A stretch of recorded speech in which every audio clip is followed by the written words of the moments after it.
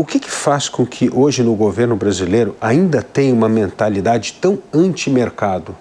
Que sempre vê o mercado com que precisa ser mais controlado, vigiado, regulado, ao invés de permitir que o mercado funcione adequadamente com boa competitividade, para a gente focar no aumento de produtividade.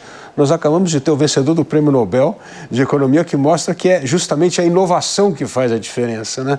E por que nós não conseguimos criar esse crime de inovação com um brasileiro que tem uma veia empreendedora como poucos no mundo? Estamos descartando este grande ativo brasileiro que é o empreendedorismo? É que eu acho que a gente perdeu um discurso que tem que resgatar, que é o discurso de que o PT ou a esquerda ou a intervenção governamental tem um monopólio de querer o bem da sociedade. Então, ou você pensa em intervenção, pensa em governo, pensa em PT, para ser muito objetivo, e quer o bem da sociedade, ou você é um cidadão que olha para o mercado e é totalmente frio e gelado com relação às questões sociais do país, só pensa em ganhar dinheiro, achando que nessa corrida desenfreada a gente vai criar um mundo melhor. Infelizmente ficou essa narrativa. Eu defendo bravamente, e já falei isso várias vezes, aqueles que defendem a economia de mercado querem o bem da sociedade tanto quanto aqueles que defendem uma intervenção no mercado. São caminhos diferentes, obviamente eu tenho uma clara opção pelo caminho do mercado como aquele que gera prosperidade e endereça os problemas sociais. Respeito quem acha que o caminho é outro, porque também está querendo o bem no Brasil, porém não há nenhuma evidência ao longo da história de países que tenham se desenvolvido optando por essa outra visão de intervenção no mercado, de um governo mais populista versus aqueles que apoiam o empreendedorismo, a inovação. É isso que gera prosperidade, né? Tem um exemplo até simples, banal, nada, é maravilhoso, que é a China, né? A China ficou com essa história de intervenção que lá não andou.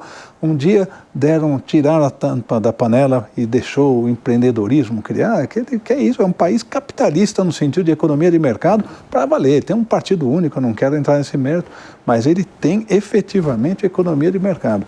E desenvolveu, criou prosperidade, tirou 800 milhões de pessoas da linha de pobreza. É um negócio inacreditável, né? E aqui no Brasil, infelizmente, a gente tem um discurso errado. Eu critico muito o que eu chamo de direita, né? Os liberais, porque poucas vezes, ao defender esse modelo de desenvolvimento baseado na liberdade econômica no mercado, poucas vezes falam do bem social que isso trará. Poucas vezes falam que é assim que nós vamos eliminar a pobreza. Poucas vezes falam que é assim que a gente vai endereçar o problema da fome. E não sou contra problemas de transferência de renda, tudo mais, que já veio para ficar.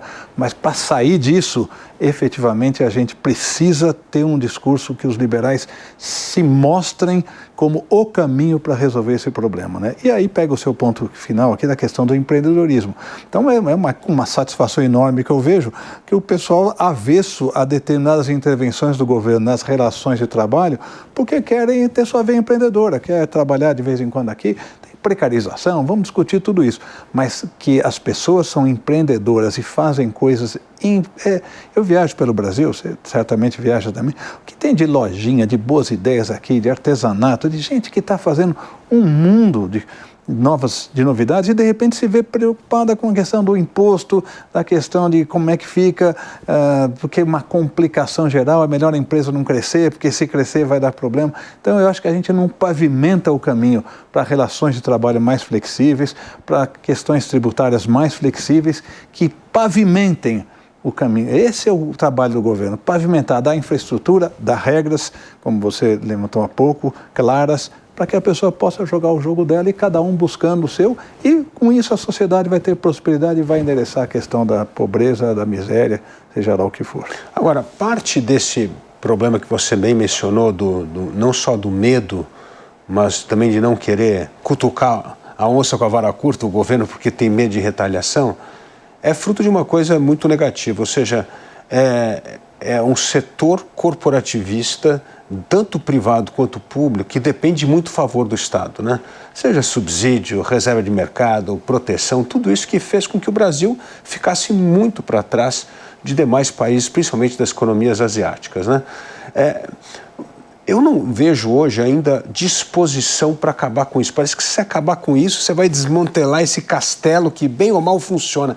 Como você vê, então, acreditando nesses ideais liberais, que nós podemos enfrentar essas verdadeiras reformas do Estado que vão mexer com essas corporações públicas e privadas que capturaram o Estado brasileiro? Então, na verdade, você fala muito com os empresários e todo mundo é a favor de uma economia liberal, mas aquele subsídio, aquela vantagem tributária que tem, vamos deixar lá, tudo.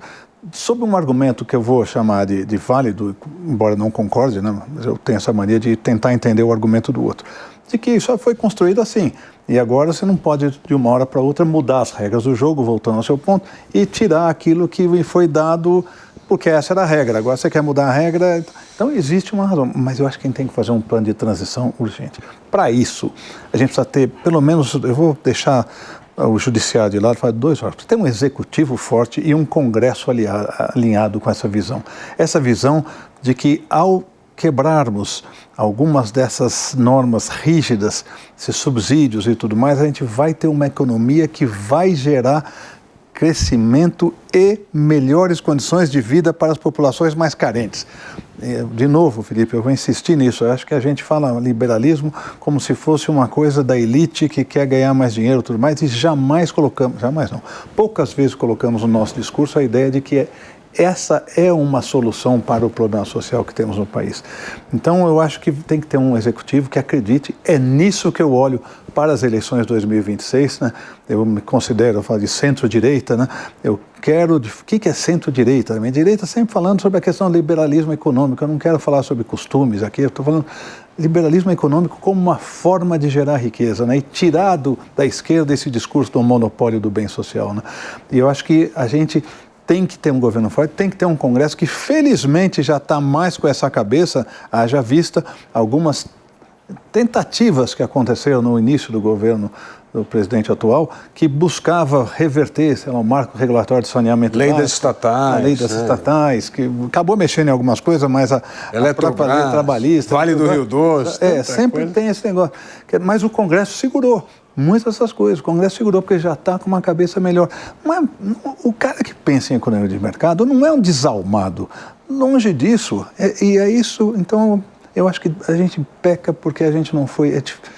Sequestraram esse discurso de quem quer o bem da sociedade, e quem não está daquele lado é porque não quer o bem da sociedade. Eu acho que na eleição de 2026 a gente vai falar muito disso, né? De que se o Brasil... Eu vou fazer eu sempre falo isso, o Brasil não andou para trás nos últimos anos, o Brasil ficou para trás, que tem uma diferença importante nisso, porque se você falar que o Brasil andou para trás, vão te mostrar trocentos dados aqui de crescimento da economia, diminuição do desemprego, aumento da produção disso, daquilo, o fato é que o país cresceu, está aí 3%, 2%, 3%, mas em relação ao resto do mundo, a gente perdeu um espaço brutal. E é isso que a gente vai chamar a atenção das pessoas. O nosso modelo de desenvolvimento é pífio, nosso modelo é medíocre, e a gente está se arrastando quando existem alternativas que nos dariam muito melhores condições de crescer. Não há dúvida. Nós tivemos um crescimento medíocre, reformas medíocres, e esse mundo emergente andou numa velocidade absurda. A gente ficou para trás, a gente caiu o ranking de tudo. Exatamente. Mas o país está melhor do que estava há 10, 20 anos, é verdade. E é fácil usar esse discurso que o país melhorou, mas não é esse discurso que eu quero ver. Eu saber, ele melhorou no seu potencial? A resposta é não. Ele tem muito a melhorar, muito mais a fazer.